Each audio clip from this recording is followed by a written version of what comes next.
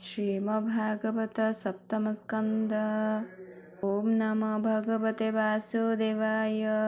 नारायणं नमस्कृत्य नरं चैव नरोत्तमं देवी सरस्वतीं व्यासं ततो जयमुदीरयेत्। मूकं करोति वाचालं पङ्गुलङ्घयते गिरिं। जकृपतमः वन्दे परमानन्दमाधवं। निगमकल्पतरोर्गलितं फलं सुखमुखादमृतद्रवसंयुक्तं पिबत भागवतरसमालयं मुहुरहो रसिका भुवि भावुकाः। प्रथमाध्याय श्रीशुक उवाच। देहो शृणुनुपमणि हरिचरितसुधावणि।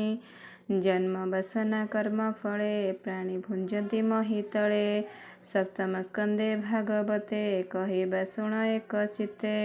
कर्म वासना रूप धरी बेनि प्रकारे से संचारी। शुभ अशुभ बेनि पदे प्रकाश करे हेतु भेदे। महत अपमान कोपे जान्ति से आपणा समीपे। पुणी मागन्ति अनुग्रहे जे कर्म शुभ फल बये। शुण कहिबा प्रिय भावे जे तहि जे मन्त प्रस्तावे। वैकुंठे हरिद्वार पाळे जय विजय महाबळे। से दुई भाई हरिद्वारे खटन्ति सेवा अनुसारे। तपी मानक कोप फले जन्मिले असुरଙ୍କ कूले। ब्राह्मणे अपराध करी जन्म लभिले देह धरी। असुर वंशे अवतार हिरण्यकशिपु कुमार। से प्रहलाद नर देहे नारद मुनि अनुग्रहे। श्रीकृष्ण चरण कमले निश्चले भजी जोग बळे। जन्म वासना हेतु धरी विष्णु भक्ति हेतु करी। विष्णु भक्त होई जेबे भक्ति करे सेहु भावे। ताहाकु रखे भगवान न सहे भक्त अपमान। जय विजय बेनि भाई असुर कूले जन्म होई। हरिंकी अपराध कले तृतीय जन्मे निस्तरिले। एणु पंडित प्राणी माने मागंती अनुग्रह ध्याने। जत्न करेण निरंतरे आत्मा को आपणे उद्धारे। ए भाव मुनि गणे चिंती भव सागरु तरी जान्ति। ए आदि ग्रंथे तोते कही शुण परीक्षा मन देई। असुर कूले देह बही जय विजय बेनि भाई। विष्णु बैरी निरंतरे स्वभावे असुर व्यवहारे। ताहांक कूले प्रहलाद हरि भक्त मध्य भेद। ए पिता पुत्र मध्य घते गुण वासना अनुमते। महांता कोप अनुग्रहे वासना भेद ए संशये। वासना बळे कर्म जात हरई प्राणींकर चित्त। ए पंच प्रस्ताव कारण धर्म नियम कथा शुण। प्रथम अध्याये प्रस्ताव कहिबा पिता पुत्र भाव। हिरण्यकशिपु कुमार विष्णु भक्त मध्यवर। ब्राह्मण सापे बेनि भाई असुर रूपे जन्म होई। इंद्रर अर्थे भगवान असुर करिबे निधन। एणु कश्यप गृह नारी से रीति मने कोप करी। पुत्रंक मरण विश्वासे निर्घाते रवे दश दिशे। हेमंते मुनि वाक्य शुणी बोले सानंदे नुपमणि। परीक्षित उवाच। भो मुनि शुणा मो वचन। हरि सर्वघटे सम। प्रिय सुहृद प्राणींकर विशेषे शरण सदर। से किंपा इंद्रंक बोलरे निर्दये असुर संहारे। विषम मत एहांकर जे हरि भक्त सोदर।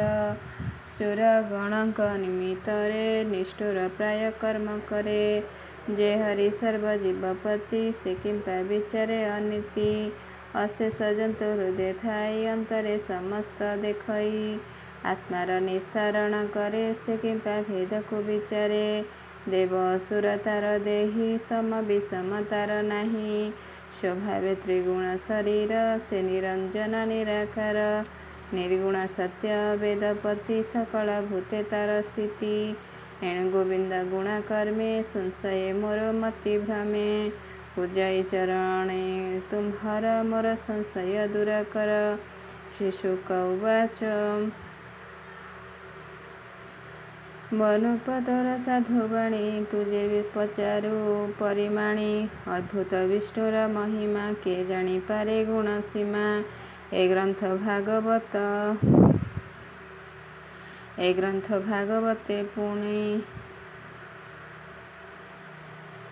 ଗ୍ରନ୍ଥ ଭାଗବତେ ପୁଣ ଏ ବିଷ୍ଣୁ ଭକ୍ତି ଲକ୍ଷଣ।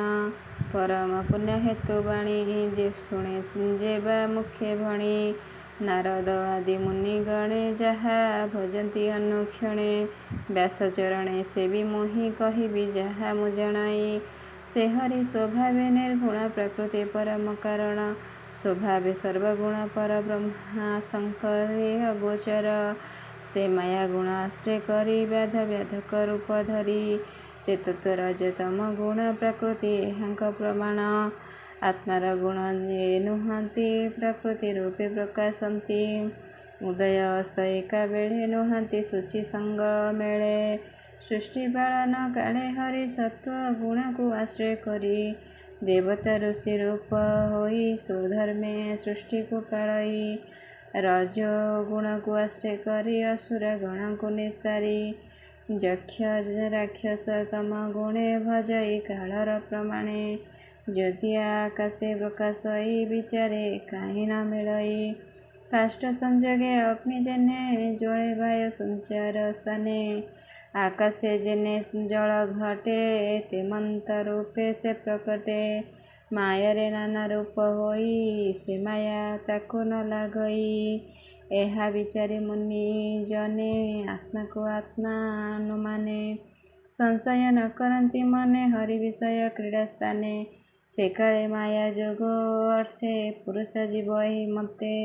ରଜଗୁଣରୁ ସୃଷ୍ଟି କରେ ସତ୍ୱରେ ବ୍ରହ୍ମ ରୂପ ଧରେ। ଦେବାଦି ଜନି ଦେହ ମଧ୍ୟେ କ୍ରୀଡ଼ା କରଇ ସେ ଅବାଧେ। ରମିବା ଅର୍ଥେ ଭାବଗ୍ରାହୀ ଅଶେଷ ଜନ୍ତୁ ହୃଦେ ସେହି। କ୍ରୀଡ଼ାର ଅନ୍ତେ ସେ ଆପଣା ସୃଷ୍ଟି ସଂହାର ତମ ଗୁଣେ। ସେ ପୁଣି ସୃଷ୍ଟି କାଳେ ହରି ଜୀବ ପ୍ରକୃତି ରୂପ ଧରି। ପ୍ରଧାନ ପୁରୁଷ ଏବେନି ନିମିତ୍ତେ ତାଙ୍କୁ ସଙ୍ଗେ ଘେନି। ତାଙ୍କ ଆଶ୍ରମେ ସଙ୍ଗ ମେଳେ ଭିଆଏ ନିମିଷାଦି କାଳେ। ସେ କାଳ ହରି ଆଜ୍ଞା ଘେନି ପ୍ରଧାନ ପୁରୁଷ ଏବେନି। ଉଭୟ ମତେ ନାନା ଗୁଣ ସୃଜଇ ସଂସାର କାରଣ। ସେ ହରି କାଳ ରୂପ ଧରେ ସାତ୍ୱିକ ଦେହକୁ ଧରେ। ଦେବଙ୍କ ପ୍ରିୟ କର୍ମ କରେ ଅସୁର କୁଳକୁ ସଂଘରେ। ଏଣୁ ସେ ପ୍ରଭୁ ଭଗବାନ ନିର୍ଲୋଭ ପ୍ରଭୁ ଉପାଦାନ। ରଜ ତାମସ ଗୁଣ ଯେତେ ତାଙ୍କୁ ସଂହାରେ ଅବିରତେ। ଏବେ ହୋ ଶୁଣ ନରନାଥ ବିଷ୍ଣୁ ଚରିତ ଭାଗବତ। ତାହାଙ୍କ ମହିମା ବିଶେଷ ଶୁଣ କହିବା ଇତିହାସ। ରାଜସୀ ଯଜ୍ଞ ସଭା ଅନ୍ତେ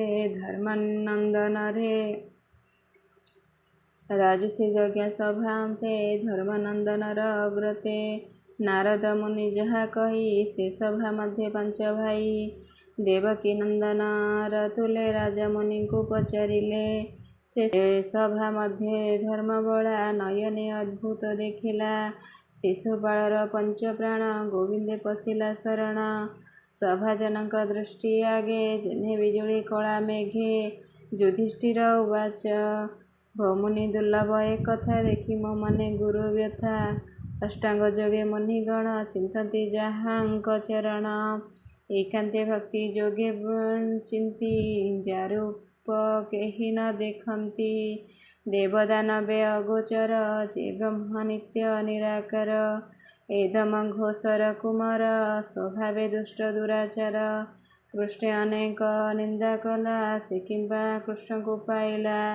ଏ ସଭା ଲୋକ ମଧ୍ୟେ ପୁଣି ତୁମ୍ଭର ଛାମୁରେ ପୁଛଇ। କହ ଏ କେବଳ କାରଣ ସକଳେ ଶୁଣନ୍ତୁ ପ୍ରମାଣ। ବିଷ୍ଣୁଙ୍କୁ ଦୁଷ୍ଟ ଜନ ମେଳେ ଯେ ବା ନିନ୍ଦନ୍ତି ଜ୍ଞାନ ବଳେ। ସେ ପ୍ରାଣୀ ନରକେ ପଡ଼ନ୍ତି ମହାନ୍ତେ ମନ୍ତ କହନ୍ତି। ସେ ଦମ ଘୋଷ ସୂତ ବାଣୀ ସଭାରେ ଦନ୍ତ ବକ୍ର ଶୁଣି। ସେହି ଅନେକ ନିନ୍ଦା କଲା ମୋତେ ତ ସନ୍ଦେହ ଲାଗିଲା। ଏବେ ନିଜନେ ନିନ୍ଦା କଲେ ସଭାର ମଧ୍ୟ ଏକ ତୁଣ୍ଡେ। କୃଷ୍ଣଙ୍କୁ ନିନ୍ଦା କରି ତୁଣ୍ଡେ କିମ୍ପା ନ ଗଲେ ଯମକୁଣ୍ଡେ। କେବଳ ହେତୁ ବେନିବିରେ ପଶିଲେ କୃଷ୍ଣର ଶରୀରେ। ଏବେ ଭ୍ରମଇ ମୋର ମନ ମନେ ବନେ ଯେ ସନ ହୁତାସନ। କାରଣ କହ ମୁନି ମୋତେ ଶୁଣି ମୁଁ ଯିବଇଁ ପରତେ। ଏମନ୍ତ ରାଜା ବାକ୍ୟ ଶୁଣି ସାନନ୍ଦ ମନେ ବ୍ରହ୍ମମୁନି। କହନ୍ତି ରାଜାର ଅଗ୍ରତେ ସମସ୍ତେ ଶୁଣନ୍ତି ଏମନ୍ତେ। ନାରଦ ଉବାଚ ଯାହାର ନିନ୍ଦା ସ୍ତୁତି ଅର୍ଥେ ମନୁଷ୍ୟ ଶରୀର ଜଗତେ। ପ୍ରକୃତି ପୁରୁଷ ସଂଯୋଗେ ଜନ୍ମଇ ଅବିବେକ ଭାବେ। ବଢ଼ଇ ହିଂସା ଅଭିମାନ ଦ୍ୱନ୍ଦ୍ୱ କୁଟିଳ ବଧାନେ। ମୁହିଁ ମୋହର ବୋଲି ଜାଣେ ଯାବତ ବସଇ ତ୍ରିଗୁଣେ। ମନୁଷ୍ୟ ସ୍ୱଭାବେ ଏମନ୍ତେ ସଂସାର ମଧ୍ୟ ଶାନ୍ତି ଯେତେ। ଆତ୍ମାଭିମାନେ ଦେହ ଭଇ ଲୁବୁଧେ ପ୍ରାଣୀ ବଧ ହୋଇ। ସେ ପୁଣି କୈବଲ୍ୟ ଆସ୍ଥାନେ ନ ଖଟେ ଆତ୍ମା ଅନୁମାନେ। ହରି ବିଷୟ କଲେ ଯେତେ କୈବଲ୍ୟ ଲଭେ ପ୍ରାଣୀ ଅନ୍ତେ। କେ ଭଜେ ରିପୁ ଅନୁବନ୍ଧେ କେ ଅବା ମିତ୍ର ଭାବ ସାଧେ। କେ ଅବା ଭଜେ ତାକୁ ଡରେ କେ ଅବା ପ୍ରିୟ ଭାବ କରେ। କେ ଅବା ସ୍ନେହ ଚିତ୍ତ ଧରି କେ ଅବା ରୂପ ଚିନ୍ତା କରି। ସେ ସର୍ବଜନେ ଅନ୍ତକାଳେ ପଶନ୍ତି ଚରଣ କମଳେ। ନିତ୍ୟ ବୈରୀ ଭାବେ ଚିନ୍ତି ହରିକି ଏମନ୍ତ ଭଜନ୍ତି। ନିଶ୍ଚଳ ଯୋଗେ ଚିତ୍ତେ ଧ୍ୟାଇ ଯୋଗିଏ ଲଭିବାର ପାଇଁ। ଏ ଭାବ ମୋର ନିତ୍ୟ ମନେ ଏବେ ଓ ଶୁଣ ସାବଧାନେ। ଭ୍ରମର କୀଟ କୀଟ ମାରେ ନେଇ ସାବଇ ନିଜ ଘରେ। ସେ କୀଟ ପ୍ରାଣ ଯିବା କାଳେ ଭ୍ରମର ଦେଖୁଥାଇ ଡୋଳେ। ଭ୍ରମର ଯୋଗେ ହଏ ମରେ ତାର ସ୍ୱରୂପ ଅନ୍ତେ ଧରେ। ଏମନ୍ତ କୃଷ୍ଣର ବିଷୟ ମାୟା ମନୁଷ୍ୟ ନିଜ କାଏ। ବୈରୀପଣେ ତାକୁ ଭଜି ନିର୍ମଳ ହୃଦୟ ନିମଜି। ଏ ଘେନି କାମ କ୍ରୋଧ ଭୟେ ଯେବା ଭଜନ୍ତି ମିତ୍ର ସ୍ନେହେ। କୃଷ୍ଣ ବିଷୟେ ଚିତ୍ତ ଦେଇ ଅନେକ ଗଲେ ମୋକ୍ଷ ହୋଇ। ଗୋପ ନଗରେ ଗୋପୀ ଯେତେ ବିଷ୍ଣୁଙ୍କୁ ଭଜି କାମ ଚିତେ। କଂସ ଯେ ନିତ୍ୟ ଭୟ କଲା ଅନ୍ତେ ସେ ଗୋବିନ୍ଦେ ପଶିଲା। କ୍ଷତ୍ରିୟ ଶିଶୁପାଳ ଆଦି କୃଷ୍ଣ ବିଷୟେ ହୋଇ ବାଦି। ସମ୍ବନ୍ଧେ ବୃଷ୍ଣି ବଂଶ ଯେତେ ଭଜନ୍ତି ଭ୍ରାତୃ ସ୍ନେହେ ଚିତ୍ତେ। ମୁଁ ତାର ଚରଣ କମଳେ ଭକତି କରଇ ନିଶ୍ଚଳେ। ପୂର୍ବେ ବେନି ସତ୍ୟ ଯୁଗେ ନିତ୍ୟ ଭଜିଲେ ଶତ୍ରୁ ଭାବେ। ଏଣୁ ହରିଙ୍କୁ ନାନା ମତେ ଯେ ଭଜି ପାରେ ଦୃଢ଼ ଚିତ୍ତେ। ନିର୍ଭୟେ ଗୋବିନ୍ଦେ ପଶନ୍ତି ଜନ୍ମ ମରଣୁ ନିସ୍ତରନ୍ତି। ଯେ ଦମ ଘୋଷର କାମିନୀ ତୋହର ମାତାର ଭଗିନୀ। ତାର ଉଦରୁ ବେନି ବାଳ ଏ ଦନ୍ତ ବକ୍ର ଶିଶୁପାଳ। ପୂର୍ବେ ହରିଦ୍ୱାରେ ଥିଲେ ବ୍ରାହ୍ମଣେ ଅପରାଧ କଲେ।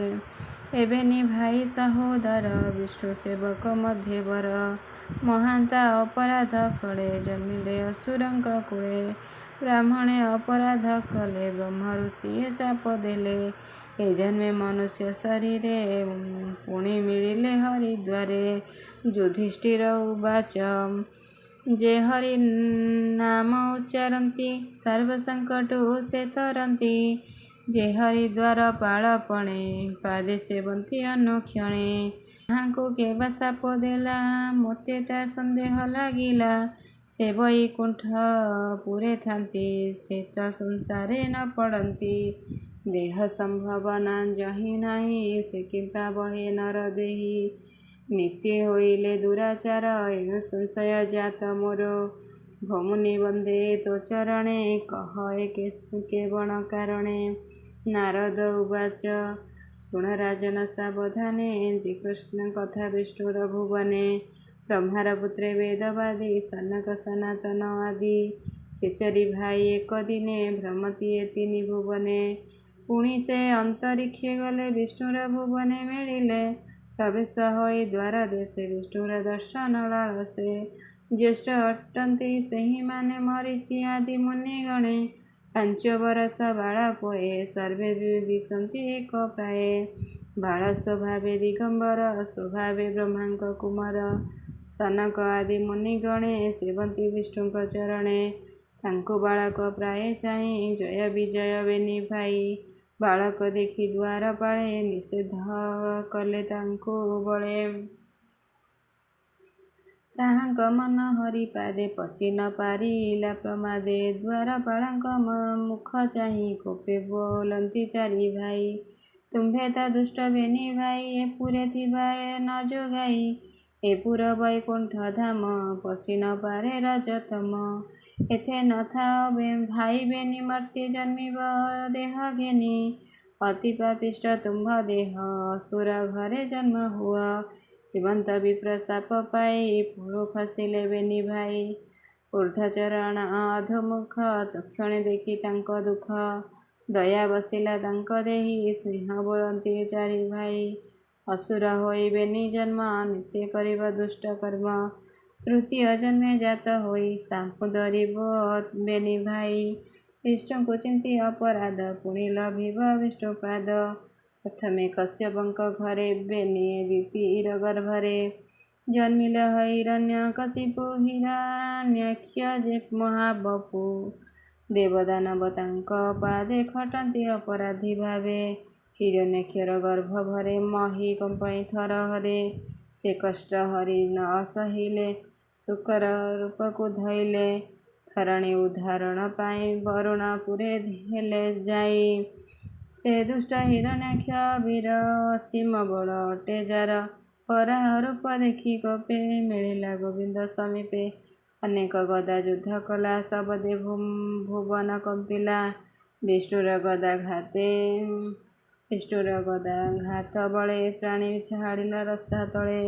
ହିରଣ୍ୟକଶିପୁର ସୁତ ପ୍ରହ୍ଲାଦ ଗୋବିନ୍ଦଙ୍କ ଭକ୍ତ। ତାକୁ ଅନେକ ଦୁଃଖ ଦେଇ ବିଷ୍ଣୁ ଭଜନ ନ ସହଇ। ପୁଣି ସେ ବିଷ୍ଣୁ ଭକ୍ତି ବଳେ ଅଜେୟ ଏ ମହିମଣ୍ଡଳେ। ତାକୁ ଅନେକ ଦୁଃଖ ଦେଲା କେବେହେଁ ମାରି ନ ପାରିଲା। ନୃସିଂହ ରୂପ ଧରି ହରି ହିରଣ୍ୟକଶିପୁ ବିଦାରି। ଦେବତା ହିତକୁ ସାଧିଲେ ନିଜ ପୁରକୁ ଚଳିଗଲେ। ପୁଣି ରାକ୍ଷସ କୁଳେ ଜାତ ବିଶ୍ରବା ଗୃହେ ବେନି ଭ୍ରାତ। ନିକଷା ଗର୍ଭେ ହୋଇ ଜନ୍ମ ଅନେକ କଲେ ମନ୍ଦ କର୍ମ। ରାବଣ କୁମ୍ଭକର୍ଣ୍ଣ ରୂପେ ତ୍ରୈଲୋକ୍ୟ ବଶ କଲେ ତର୍ପେ। ତାହାଙ୍କୁ ରାମ ରୂପେ ମାରି ରାକ୍ଷସ ଜନ୍ମରୁ ଉଦ୍ଧାରି। ସେ ରାମଚରିତକୁ ଦେଉ ସୁଖେ ଶୁଣିଲୁ ମାରକଣ୍ଡ ମୁଖେ। ପୁଣି ସେ ମହି ତଳେ ଜାତ ତୁ ମାତା ଭଗିନୀର ସୁତ। ଏବେ ତୁ ଯଜ୍ଞ ଜୟ ସଭା ମଧ୍ୟେ ବିଷ୍ଣୁଙ୍କୁ ନିନ୍ଦେ ଅପ୍ରମାଦେ। ବିଷ୍ଣୁର ଚକ୍ରେ ଛିନ୍ନ ହୋଇ ମୋକ୍ଷ ପାଇଲେ ବେନି ଭାଇ। ବୈରୀ ଭାବେ ତତ୍ତ୍ୱଧ୍ୟାନ ତେଣୁ ପାଇଲେ ତତ୍ତ୍ୱଜ୍ଞାନ। ତୃତୀୟ ଜନ୍ମେ କ୍ଷୟ ପାଇ ଜୟ ବିଜୟ ବେନି ଭାଇ। ପୁଣି ମିଳିଲେ ନିଜପୁରେ ବିଷ୍ଣୁର ବୈକୁଣ୍ଠ ଦୁଆରେ। ଯୁଧିଷ୍ଠିର ଉବାଚ ହିରଣ୍ୟକଶିପୁ କି ପାଇଁ ପୁତ୍ରକୁ ଦ୍ରୋହ ଆଚରଇ। ଅସୁରେ ଜାତ ପ୍ରହ୍ଲାଦ କିମ୍ପା ଭଜିଲା ବିଷ୍ଣୁପାଦ। ବୋଲ ଏଇ ଦାସ ଜଗନ୍ନାଥ ନାରଦ ଆଗେ କୁନ୍ତିସୁତ। ସଭାର ମଧ୍ୟେ ପଚାରିଲା ଯେ ଭାଗବତ ବିଷ୍ଣୁଲୀଳା। ସପ୍ତମସ୍କନ୍ଧେ ହରିବାଣୀ ଶୁଣି ସଂସାର ତର ପ୍ରାଣୀ। ଇତି ଶ୍ରୀମଦ୍ଭାଗବତେ ମହାପୁରାଣେ ପାରମହଂସ୍ୟ ସଂହିତାୟାଂ ବୈୟାସିକ୍ୟାଂ ସପ୍ତମସ୍କନ୍ଧେ ଜୟ ବିଜୟ ପ୍ରଶ୍ନ କଥନେ ନାମ ପ୍ରଥମ ଅଧ୍ୟାୟଃ।